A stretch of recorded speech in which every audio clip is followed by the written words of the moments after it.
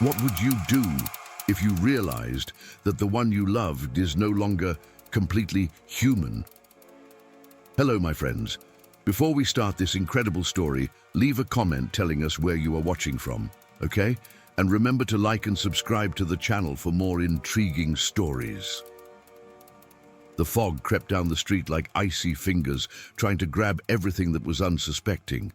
The damp stones of the sidewalk reflected the few lit streetlights, creating illusions of movement, as if shadows were creeping there, just at the edge of vision. When Leonard Carlisle stepped off the train that night, after 3 years of disappearing on a secret mission for the British government, the city seemed different. It wasn't just the acidic smell of rain on the asphalt or the metallic sound of the trams. It was the silence, a heavy silence, dense, uncomfortable, as if something invisible was hiding between the cracks of the world. The taxi stopped in front of the old building number 47 on Whitmore Street, a dark building of Gothic architecture with rusty railings on the balconies and dirty windows that reflected distortions of what should be real. Leonard took a deep breath and stared at the door of the apartment where, until then, he believed the love of his life lived.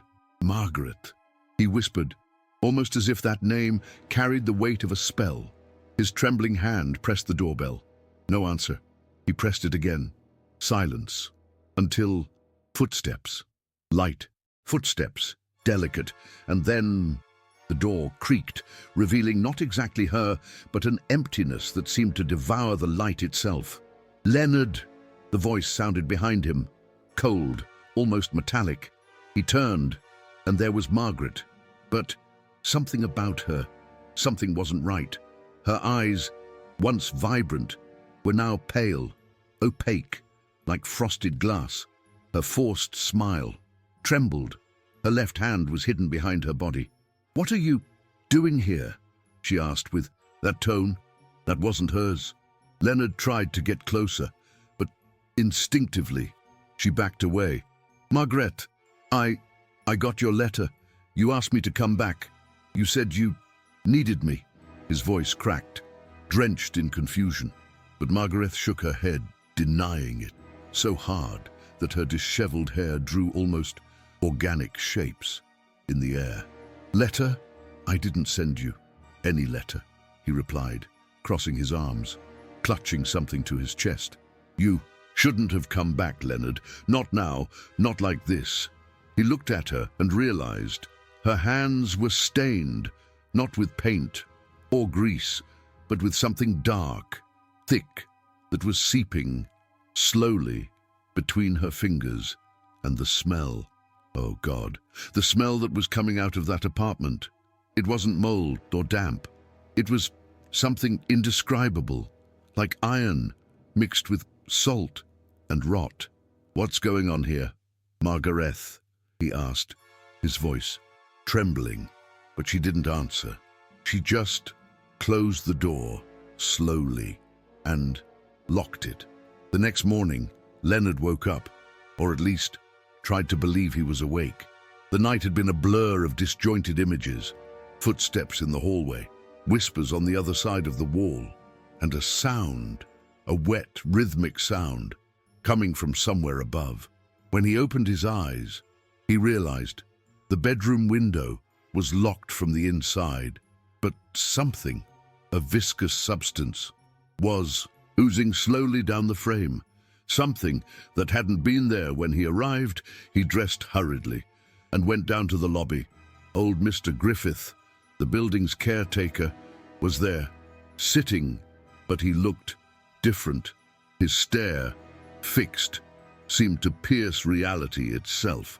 "Mr. Griffith," Leonard called, but the only answer was a crooked smile that seemed more like a spasm than any attempt at sympathy.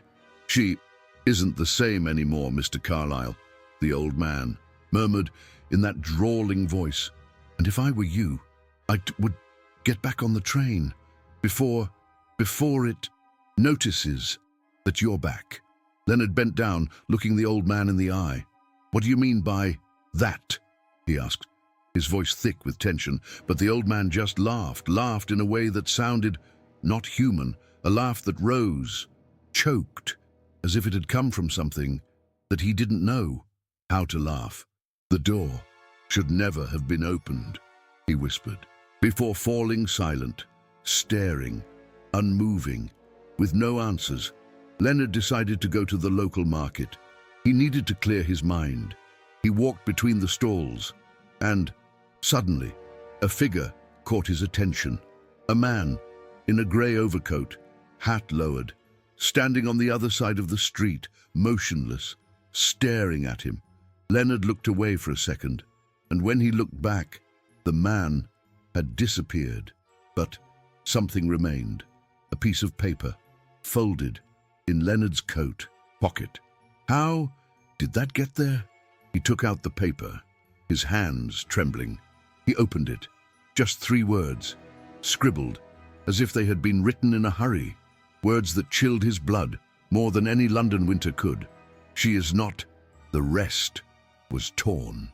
Leonard spent the next few hours walking in circles around the neighborhood, his mind a whirlwind of questions, a suffocating knot tightening his chest. Every corner seemed to be watching him. Every reflection in the shop windows seemed to follow him. When he finally gathered his courage, he returned to the building, and to his surprise, the apartment door was wide open. A smell, acidic, heavy, almost unbearable, filled the hallway. He entered, slowly. He called for Margaret, but there was no answer. The apartment looked different. Curtains torn, furniture overturned, pictures on the floor, as if something had been struggling there. And then he heard it, a sound coming from the bedroom, a breath. No, there were 2. Leonard stepped forward, pushed the door open, and what he saw made his throat dry.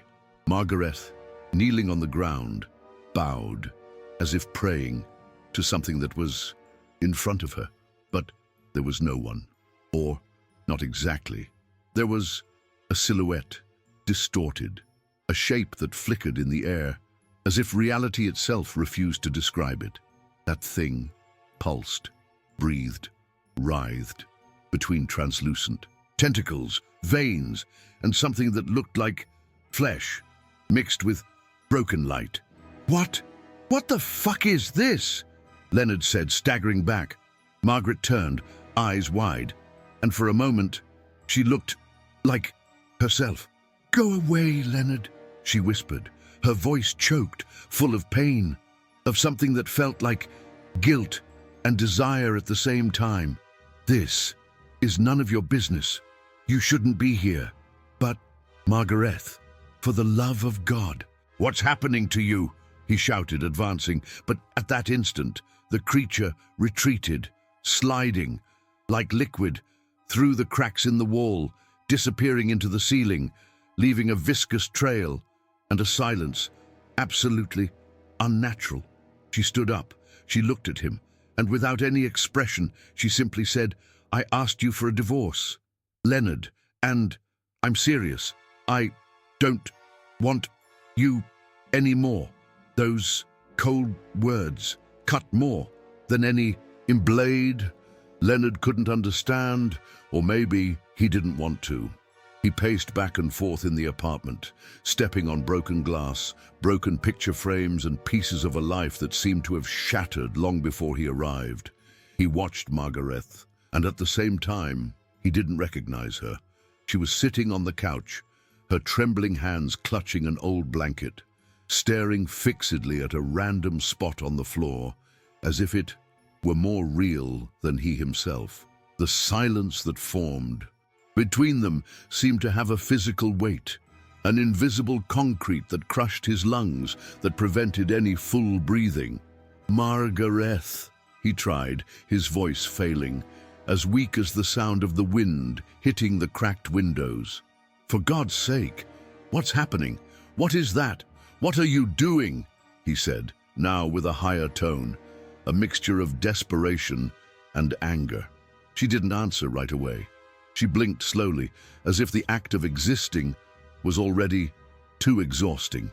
Then she took a deep breath, and when she spoke, her voice was choked, trembling, oscillating between guilt and a strange, almost morbid feeling of relief. "You were never prepared to understand who I really am," she whispered, clutching the blanket tighter to her chest, as if it were the last anchor that held her to reality. "And maybe I never understood either." Her tear-filled eyes lifted to his, and for a very brief moment, Leonard saw the Margaret he had known, that woman with whom he had shared nights of laughter, of complicity, of love. But it was only for a moment, because soon that gaze broke. It collapsed. She stood up abruptly, and her hands were shaking so much it was almost uncomfortable to watch. "Do you want to know? Do you really?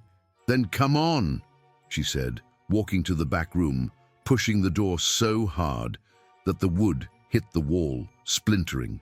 Leonard hesitated. Something in every fiber of his body screamed at him to get out of there, to go away, to forget everything, but he couldn't. Something bigger than him, bigger than any instinct, bigger than fear, was pulling him into that abyss. As he walked through the door, everything inside him stopped. The air seemed thicker, almost solid, heavy, and there, in the corner, on an old mattress, was something that pulsed, breathed, that writhed in a grotesque mix of flesh, translucent, membranes, dark veins that pulsed, and a kind of cocoon that trembled as if something was growing inside. Leonard felt his stomach turn. The smell was unbearable, a mix of metal, salt, and wet decay. He put his hand to his mouth, almost vomiting, as he took a step back. "What is this?" he gasped, his eyes wide, tears streaming, without even realizing it. Margaret looked at him, and, for the first time, she didn't look scared, or confused, or regretful. In fact, she looked calm, full, serene, in an almost frightening way. "That's it, Leonard," she replied, crossing her arms with that disconcerting half-smile. "That's love." Leonard couldn't move. His legs were shaking so badly it felt like they were going to give out at any moment. The sound coming from the thing wasn't really a sound. It was a wet, pulsing noise, somewhere between a muffled cry and a strangled breath, as if it was trying to exist, but the very fabric of reality rejected its presence. He pressed his hands to his temples, squeezed his eyes shut, shaking his head as if it were a delusion, some kind of hallucination, a side effect of years of working in the shadows of espionage, surrounded by paranoia and distrust. But it wasn't, because when he opened his eyes, it was still there, breathing, growing. Margaret walked slowly around the creature, as if she were caring for it, as if it were her child. Her fingers glided over the irregular surfaces of that mass of flesh and membranes, and in some places there was something that looked like bones, or not exactly bones, structures that resembled ribs, but asymmetrical, misshapen, as if they had been designed by something that had never seen a human being. "Leonard," she began, with a voice that now seemed loaded with something that he could not name, not sadness, not guilt, not regret. It was acceptance, a morbid acceptance. I swear I tried to resist, to fight against it, but I can't, Leonard, I can't." Her voice broke, and she put her hands to her head, pulling her own hair, trembling. "You have no idea what it's like to be torn between what I was and what I am now." Leonard staggered back, leaning against the wall, eyes wide, chest heaving as if the air had become thicker. This doesn't make sense. It doesn't make any damn sense," he gasped, running his hands through his hair, pulling, squeezing, as if he wanted to rip the very thoughts from his head. This can't be real.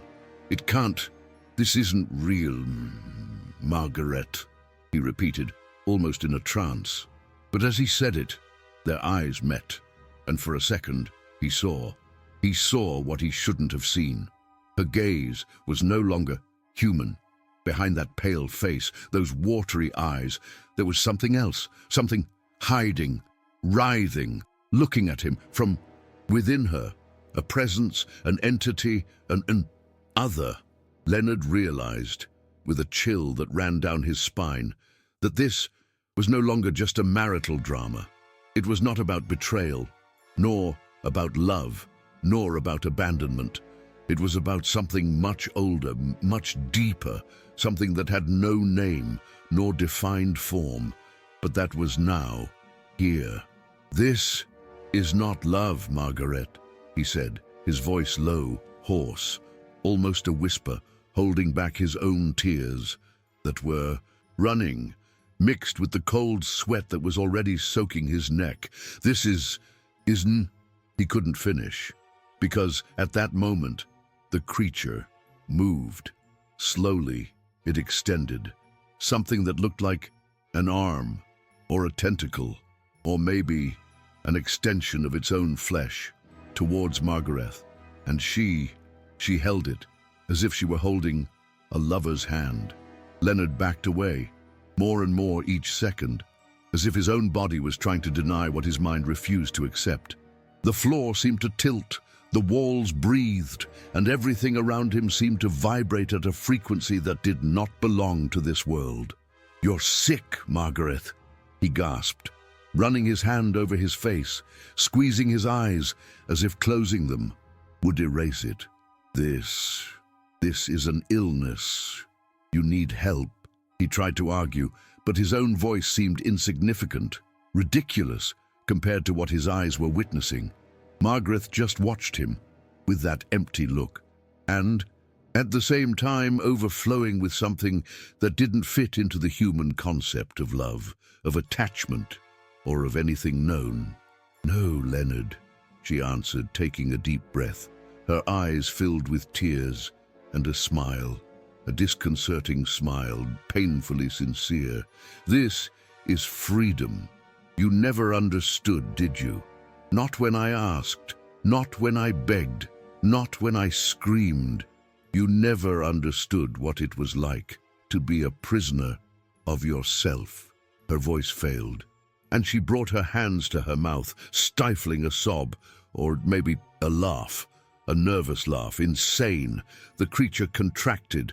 The walls around it seemed to absorb that sound, that presence, as if the entire house were a lung that breathed along with it. And that, Leonard tried not to look, but he couldn't. It was impossible. No matter how much his reason screamed, his curiosity, that crooked, broken part that exists in every human being, he wanted to know how far this went, how far a love could be deformed, shattered, until it became this. "And you?" she asked, coming closer, crossing her arms, staring at him like someone staring at a cracked mirror. "You, Leonard, are you free?" The question came, sharp, cutting more than any knife. He tried to answer, tried to open his mouth, but nothing, not a word, because deep down, he knew he was never free. He was never the man he pretended to be. The life of a spy, of pretenses, of masks, of versions, of duplicity, always kept him trapped, condemned, incapable of being whole. The silence that formed was so absolute, so suffocating, that it seemed to have a texture, a weight, a smell, until a sound, a wet sound, of something tearing, of something being born.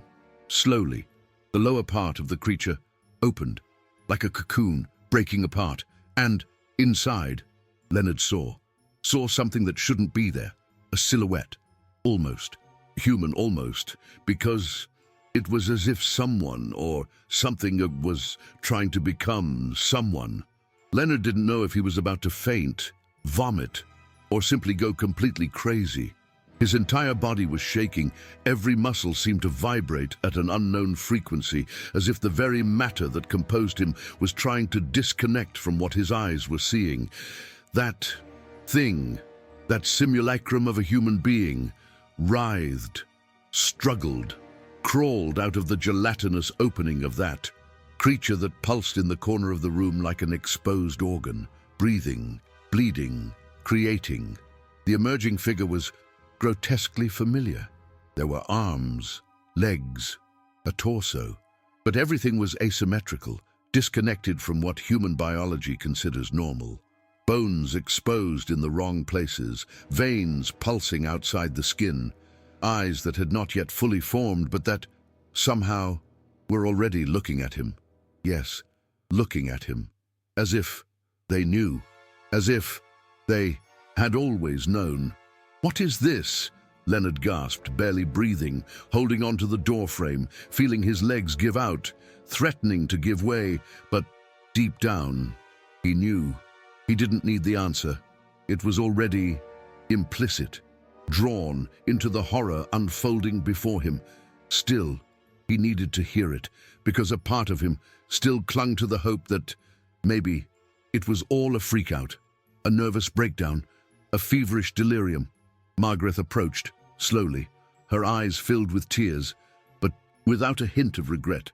Her breathing was labored, as if every cell in her body was vibrating between ecstasy and collapse. "This, Leonard," she whispered, her voice choked, trembling. "This is you." Those words entered his ears like knives, tearing apart any ballast of reality that he was still trying to preserve. "It's you. The way I always saw you," she finished, crossing her arms and looking away, as if she were saying something trivial, banal, unimportant. Leonard's brain seemed to shatter into 1,000 fragments. "No, no, no," he repeated, like a frightened child, shaking his head, denying the very existence of that moment. "This is crazy. This can't be." His voice broke, turning into a barely audible whisper, but his eyes couldn't look away. The creature, that copy, that draft of himself, was now almost complete. The thin, staggering legs tried to steady themselves. The shapeless arms trembled, but stretched toward him, as if begging for something. And then the smell. Oh God, the smell became unbearable. It wasn't just iron, or flesh, or damp anymore. It was the smell of something that shouldn't be. A smell that seemed to tear not only his sense of smell, but his very soul. Leonard pressed his hands to his nose, but it was useless. The smell was inside him now. Margaret, for her part, simply watched with a disconcerting, almost beatific serenity. "You never listened to me, Leonard. Never," she whispered, as if confessing a sin or revealing a secret that should never, ever be spoken aloud. "Now you understand. Now you see what was always here."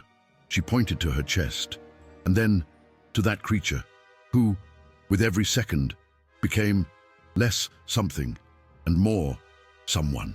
Leonard no longer knew if what was running down his face was sweat, tears, or some kind of internal collapse overflowing in liquid form. Every cell in his body seemed to beg for escape, for oblivion.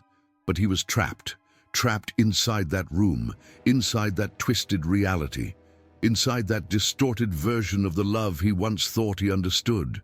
The creature, his copy, or his reflection, was now breathing in an almost coordinated way, and each breath it took seemed to pull a little of the remaining air in the room, making everything more oppressive, heavier, more unbreathable. The deformed joints began to align, the eyes, until then opaque smudges, slowly acquired shape, depth, and worst of all, intention.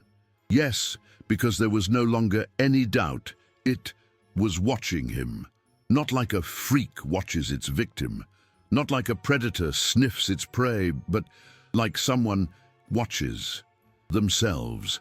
Why? The question escaped Leonard's lips almost without him realizing it, in a broken whisper, panting, desperate. Why? Did you do this? His eyes searched for Margaret, no longer as someone looking for answers, but as someone looking for a last breath of humanity in a scenario where everything had already collapsed. And she just stared at him, arms crossed, rigid posture, eyes red from crying so much or from going so crazy, maybe both, and that half smile, a smile that he didn't know if it wanted to be pity or contempt. Because I loved you, she answered with a cutting coldness, but soaked in a sadness so deep, so overwhelming, that it seemed to drag with it all the light, all the hope, all the sanity that was still left in the world. Because I loved you so much, Leonard, that I needed to create something that was only mine. She took a deep breath, pressing her arms against her body, as if holding the pieces of herself so as not to collapse. You were never whole with me, always divided, always absent, always looking at me as if I were a mirror of something you never had the courage to face. Her voice failed, her eyes filled with tears, but she did not look away. She did not run away. Leonard staggered, backing away until his back hit the peeling wall. His trembling hands ran over his face, gripping his hair, pressing his temples, as if he wanted to crush his own thoughts, destroy that which still kept him conscious. This is madness. This is not love, Margaret. This is... His voice broke, evaporated, as if words simply were not enough to convey the horror, the bewilderment, the absolute existential collapse he felt. Then she stepped forward, 2, 3 steps, stopped right in front of him, and for the first time, touched his face. Her hands were cold, trembling, but still, there was something tender in that gesture. Love, Leonard, she whispered, running, her thumb across his cheek, wiping away a tear. Love is just another form of possession. And at that very moment, the creature behind her, that distorted reflection, took the first step, a stumbling, fragile, hesitant step, but a step toward Leonard. Leonard clutched his chest as if he were trying in vain to prevent the internal collapse that was forming inside him. His eyes traveled over every detail of that creature, who now no longer seemed like a simple, shapeless pile of flesh, veins, and misaligned bones. No, she was beginning to take on frighteningly familiar contours. The features of her face, although still imperfect, asymmetrical, already outlined the exact curve of her jaw, the broken line of her left eyebrow, even that small depression in her cheek, the result of a fall from a bicycle in childhood. And as he watched it take shape, his mind screamed. It screamed so loud that it seemed like his own skull was going to split. Because as much as he wanted to, he could not convince himself that this was not him. Margaret watched him in silence. There were no more tears, no more screams, no more despair, just that absolute emptiness, a kind of serenity so unnatural that it made any gesture seem disconnected from humanity. She knelt slowly beside the creature, running her hand carefully over its damp skin, like a mother cradling a newborn, although deep down, everything about that gesture was deeply disturbing. You never understood, Leonard, she said, her voice almost a whisper, filled with something that was no longer anger, nor love, nor pain. It was something else, something that not even language itself seemed capable of naming. You never realized that loving you was always being alone. Her hands shook, but she did not step back or look away. Leonard felt his legs weaken, and he had to lean on the doorframe to keep from collapsing.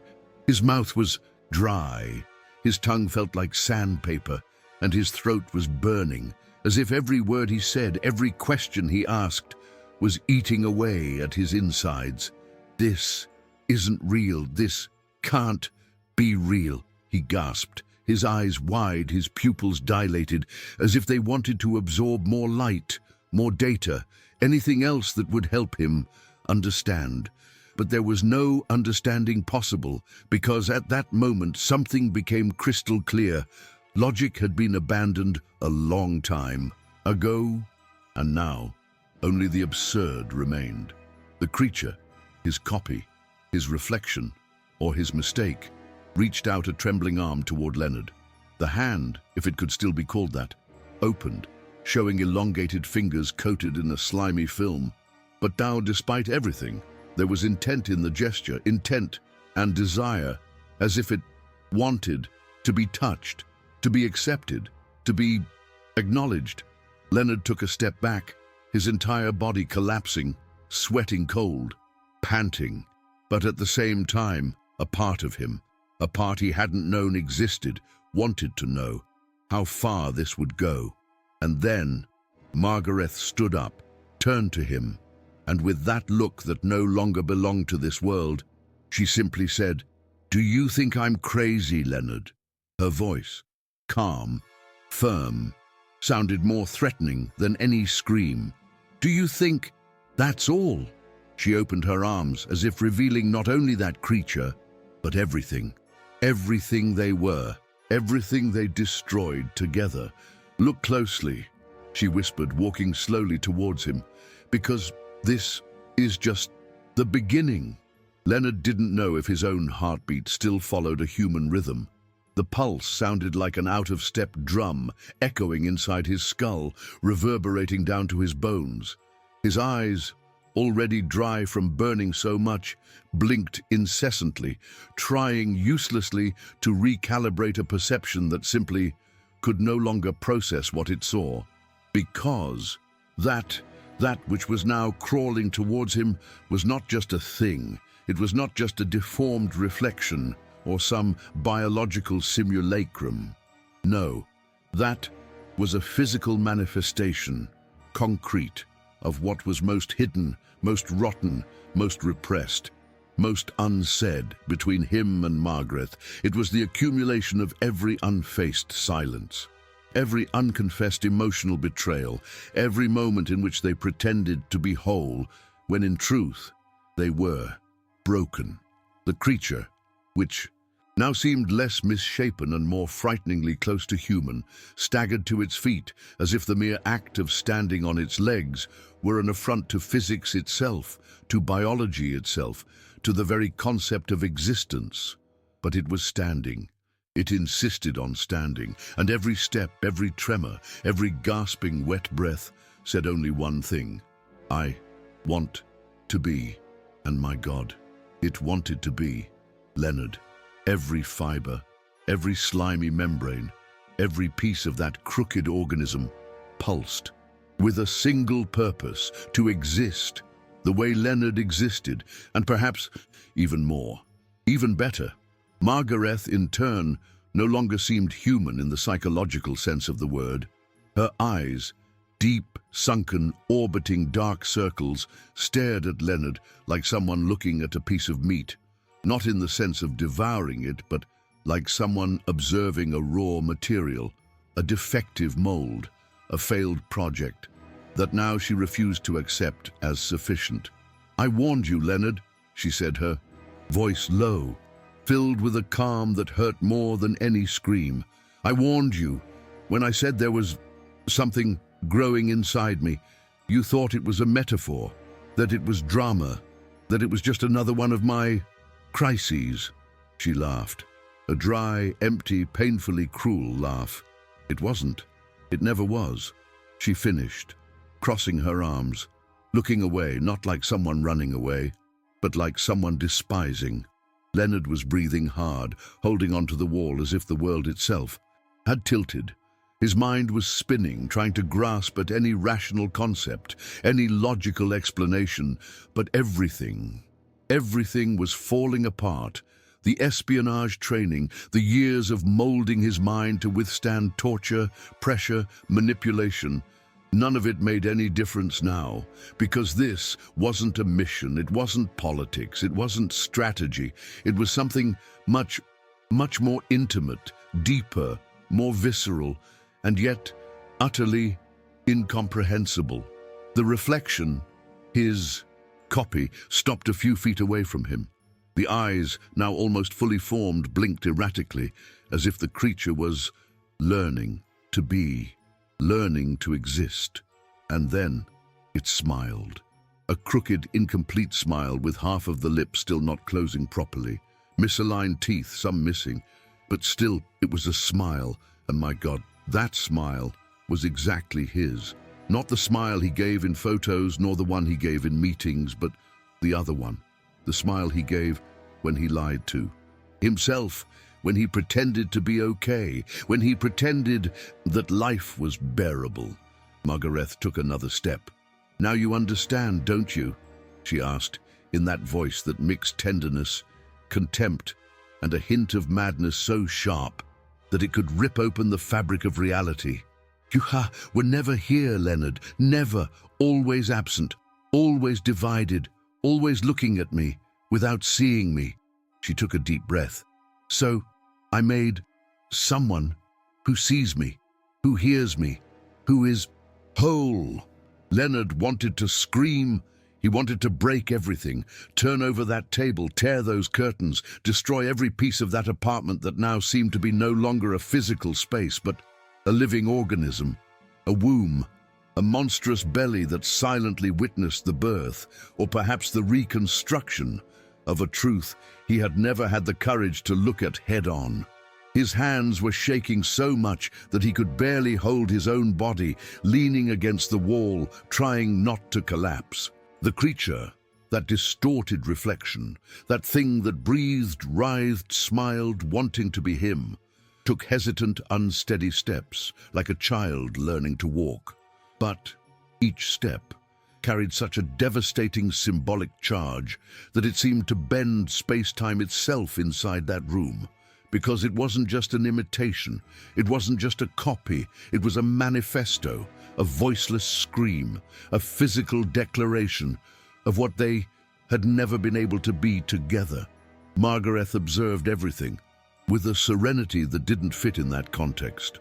Or maybe it did, because she had already crossed the line where the real, the symbolic, and the unbearable ceased to be separate concepts and become one and the same thing.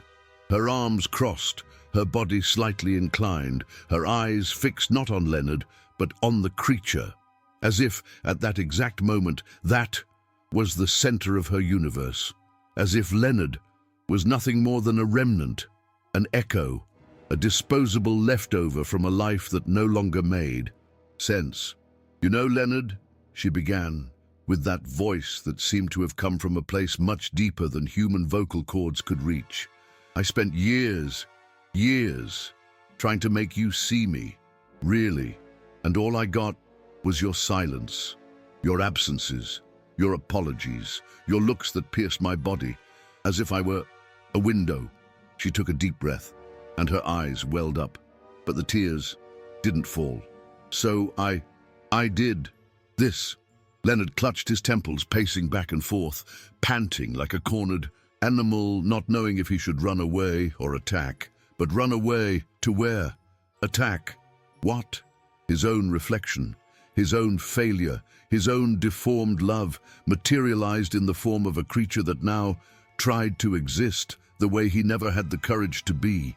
"This," he gasped, his voice torn, desperate, completely broken. It isn't, but he couldn't finish, because deep down, he knew this wasn't just a nightmare. It wasn't just madness. It was the result, the final product, the exact sum of everything they were and everything they were never able to be. The creature held out its hand, that trembling hand, slimy, misshapen, but at the same time, painfully similar. And in that gesture, there was something profoundly cruel and of a distorted tenderness, as if it begged to be accepted, to be looked at, to be loved. Leonard took 2 steps back, stumbling, almost falling, holding onto the corner of the table, gasping as if trying to breathe underwater. His eyes trembled, watered, burned, and he clutched his own hair, his own face, as if he wanted to tear his own skin, escape his own body, get out of there, of himself, of himself. Margaret approached the creature, knelt before it, and with a delicacy so disconcerting that it hurt more than any violence, held its face, caressed its cheek, and whispered, almost soundlessly, "You are everything he could never be." And then she looked at Leonard, and in that look there was everything, anger, contempt, sadness, relief, and maybe the shred of love, or of what they once called love. "Go away, Leonard," she whispered in an almost dead voice. "Go, before it wants you too." Leonard no longer knew where his body ended, and where the absolute collapse of his own consciousness began. It was as if his mind had broken into 1,000 fragments, each piece trying to escape in a different direction, but all inevitably trapped, tied, dragged back to that exact moment. That moment in which he saw himself, looking at himself, not in the mirror, not in a photograph, but in the flesh, in the bone, in the mistake, in the materialized pain, in the thing, in the entity, in the misshapen reflection that now breathed, existed, smiled, wanting to be him. And there was, in that crooked, broken, misaligned smile, something infinitely more honest than any smile Leonard had ever made in his entire life.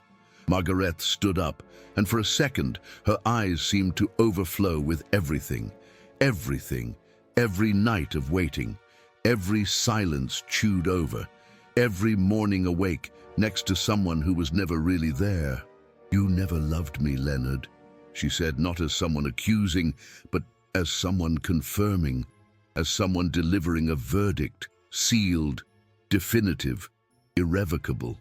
"You loved the idea of who I was, just as you loved the idea of who you thought you were." Her voice was empty, flat, so flat that it hurt, because in that void, everything fit, the whole life, the whole failure, the whole love. Leonard staggered, backing away, tripping over his own legs, his own limits, his own denials.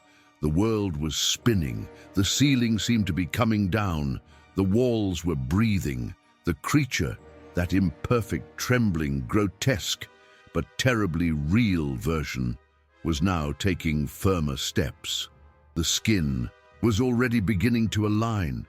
The eyes were blinking in sync, the mouth was opening and closing, testing phonemes, trying to speak. Yes, it wanted to speak. It wanted to say something with his voice. Leonard pressed his ears, crouched down, shaking his head as if begging for the world to stop, for time to stop, for everything to just stop. And in the midst of this collapse, the sound of the door. Someone outside. The bell rang. Once, twice, 3 times. Margaret didn't move. The creature didn't stop. Leonard stood up, stumbling, gasping for air like someone drowning, and walked to the door. He opened it, and on the other side was Helen, the neighbor. The woman he had barely noticed existed for years, but now she was there. And for an instant, Leonard didn't see a woman. He saw a mirror, because Helen was identical to Margaret, not physically, but essentially, in the way she looked, in the way she existed, in the way of being the other side. Helen stared at him, confused, holding an umbrella, wet from the rain, and asked in a soft voice, but full of inexplicable discomfort, "Is everything okay in there?" And in that moment, Leonard realized. He realized that this would not stop, it would never stop, because it wasn't just about Margaret, it wasn't just about him, it was about something much bigger, about something that runs through all of us, about the void We try to fill with love, with pain, with control, with escape, with lies about the fact that, in the end, we are all just trying to become someone. And as Helen waited for an answer, behind him, the creature, his copy, his reflection, that shapeless heap, now lined up, breathing, laughed.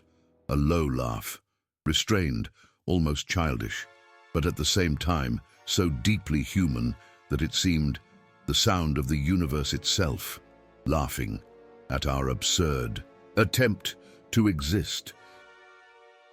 If you liked this story, leave a like, subscribe to the channel, and turn on notifications so you don't miss future content. See you later.